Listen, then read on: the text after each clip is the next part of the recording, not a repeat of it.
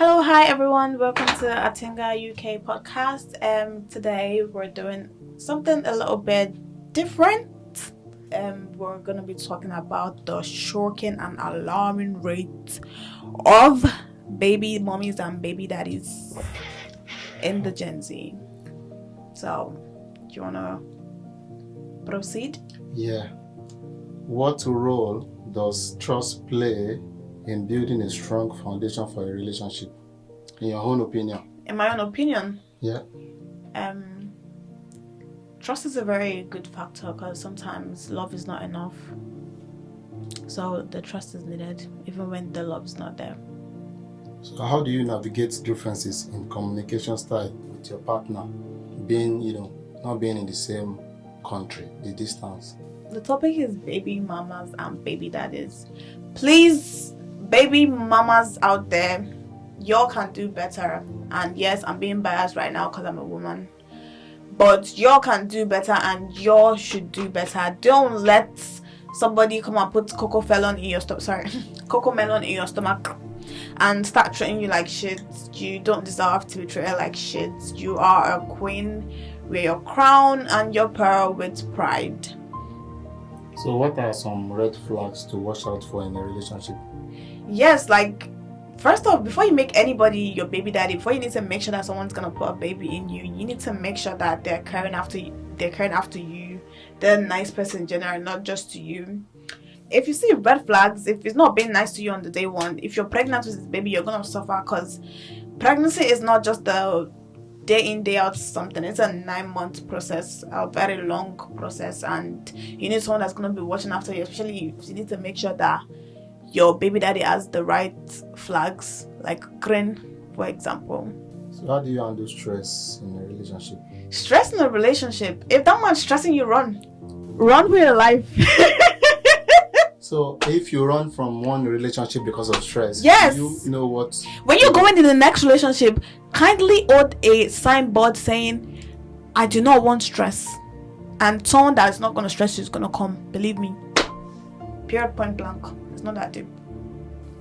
So do you think it's really nice for a couple to break up after being in courtship for like yes. 5-10 years? Do you think? Yes. Why? Because it's not a do or die. In this life, every good thing comes to an end, and it's okay for a 15 years relationship or marriage to end.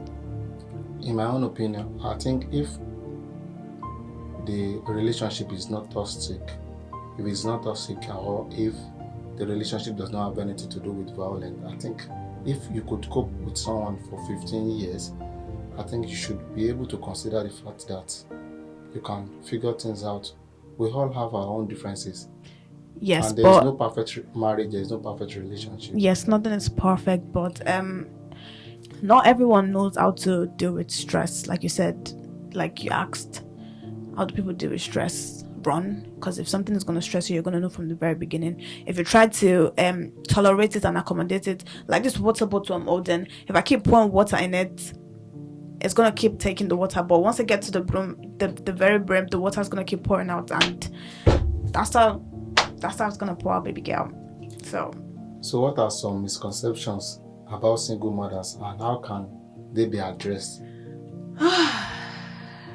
People see single mothers yes.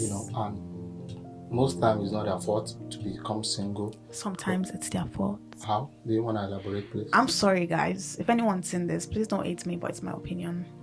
Sometimes we women, we bring this upon ourselves. If you see the red flag from the start, you run. If you know the person that you're with is not showing signs that he wants to be with you, or is not showing signs that is capable, run. Do you think it's advisable for a single mother and a single father to reconcile back if the relationship is not based on maybe infidelity, maybe cheating, or if it's just like normal misunderstanding and the other party feel like, oh, have had enough or something, do you think they can still work things out? Yes, Better than it is. being, single father or single mother, and it always play a huge role on the child. Yeah, Because that's what at the end of the point, baby mama, baby daddy, I don't care about the baby mama, I don't care about the baby papa, I care about the child. I don't want to know what kind of child it is, but it's the child that is in the middle of all this chaos that you have started before the child even came into life. So don't bring a child to this life to suffer. So in your own opinion, what's your advice for the single father and single mother out there? You could have dodged the bullet, but you didn't. But it is what it is.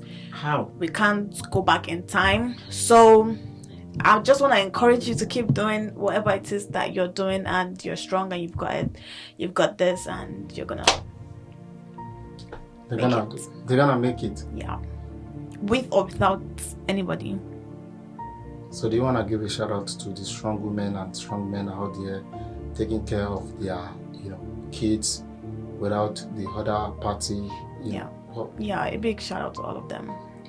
Say it individually. Say it to the ladies. Say it to Yeah, a big shout out to the baby mamas and baby daddies. Also, there are baby daddies that choose the wrong baby mamas, and some baby mamas are not just ready. Like you said, stress. Some people just run, leave the child with the father and run. The child's gonna grow up with no mother. That's why we have domestic violence, because they don't have a mother to teach them that it's not right and appropriate to lay your fingers on a lady, or even anybody for that matter. Because why are you gonna be laying your fingers? If you want to lay your fingers, go to the WrestleMania and go and fight for money. Don't come and be eating somebody else's child.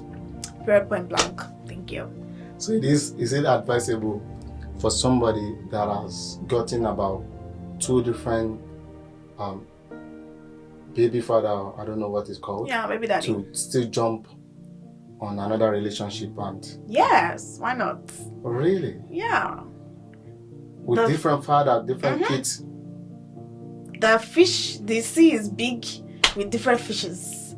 So we have tilapia, we have dolphin, we have shark, we have whale. See, so many fishes. So if you have to advise, if you go to the shark and shark bites you, if you have to go to the dolphin.